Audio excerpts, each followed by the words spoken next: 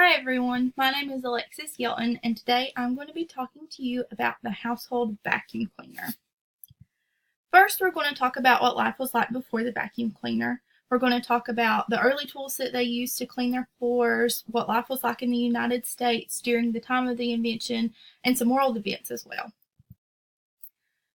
Two of the earliest floor cleaning tools were the broom and a device called the carpet sweeper. Brooms are simple yet handy tools that laid the foundation for household cleanliness. Even today, we grab brooms to sweep up messes quickly, but when it comes to rugs, a broom was not the ideal tool, which brings us to the first sort of invention to clean floors, which was the carpet sweeper. So the carpet sweeper was invented by Melville Bissell in 1876, and this was a device that it was mechanical, so there was no electricity or anything, and how it worked was there were rotating brushes that would spin and stir up the dirt and sweep it into a holding chamber.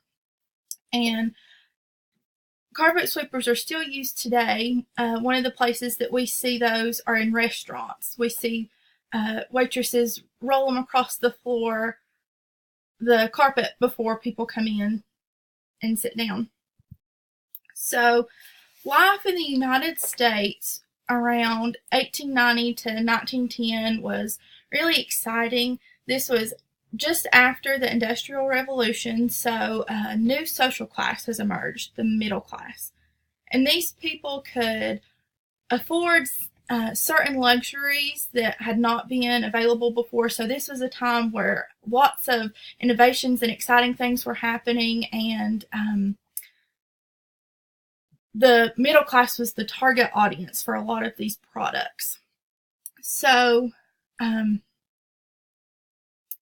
women's magazines also become really popular during this time, and this is where women went to get advice and to see advertisements for new things that were being available to them.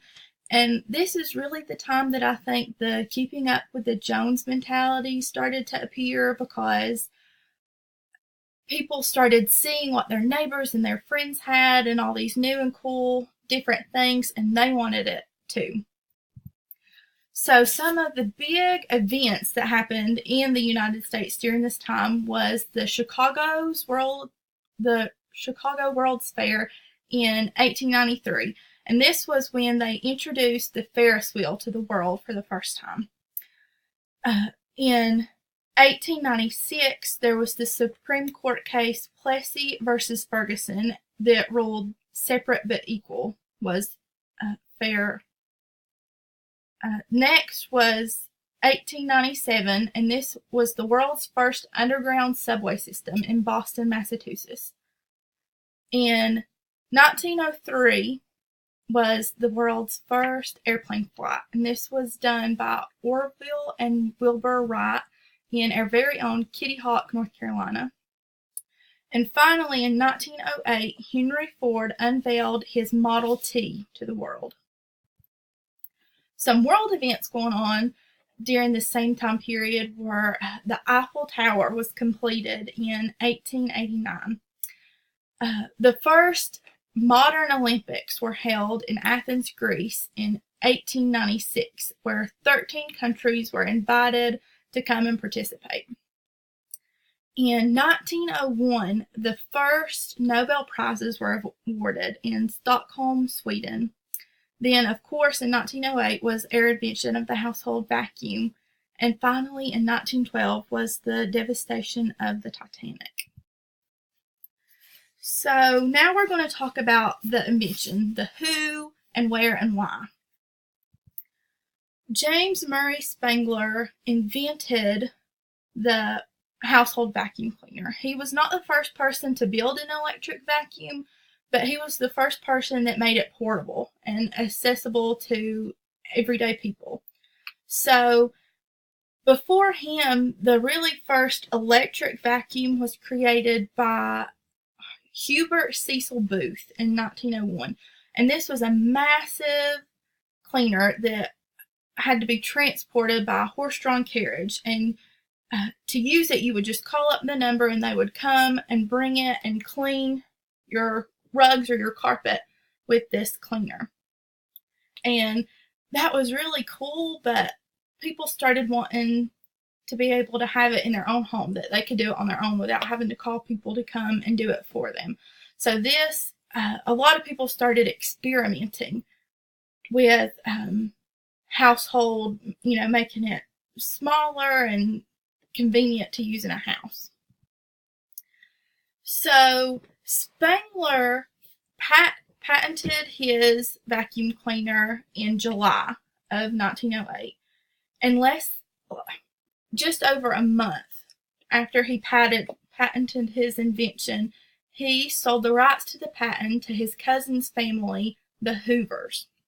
So now the Hoovers own the patent for this household vacuum cleaner, and they start a company to manufacture and sell and promote these products.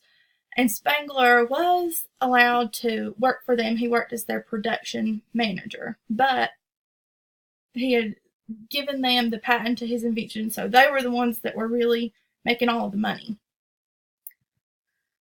So the Ware is Canton, Ohio. This is where Spangler was from, and this is where he worked and lived, and where he invented the household vacuum. And this was also where, after the Hoovers acquired the patent, that they built the headquarters for the company. The very first place that they advertised this product was in the Saturday Evening Post. And so it was in December of the same year that it was invented. So all of this is moving very quickly.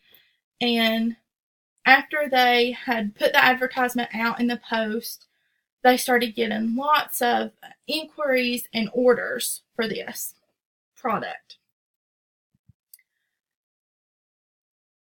So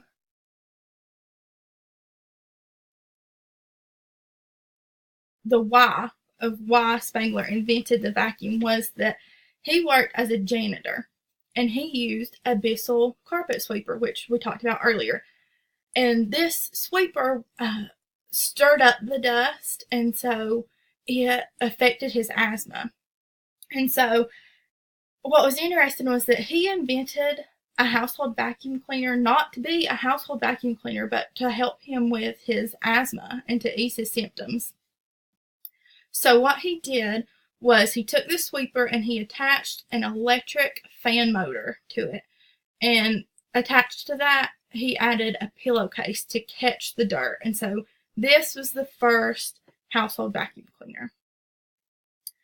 Life after the invention was really exciting, and things were changing, and innovations were just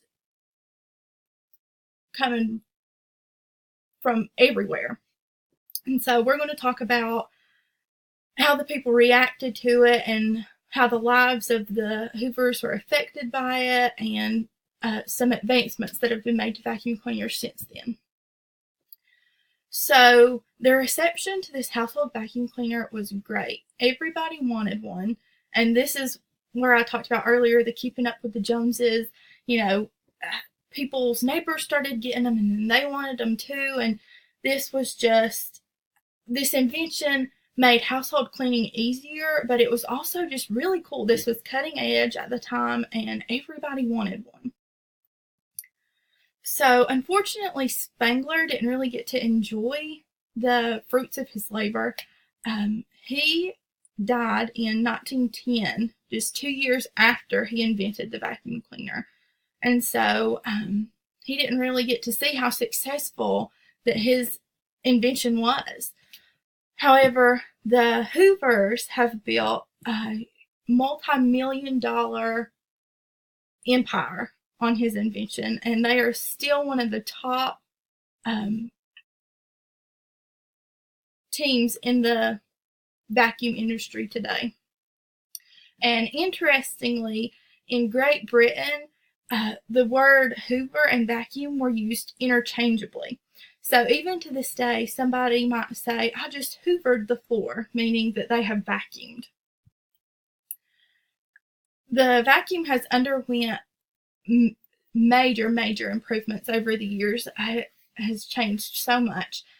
Some of the specific improvements that have been made have been energy efficiency, to make it more durable, to make it compact, and hypoallergenic, because like we talked about before, that was the reason that Spengler invented this product, was to help with his allergies.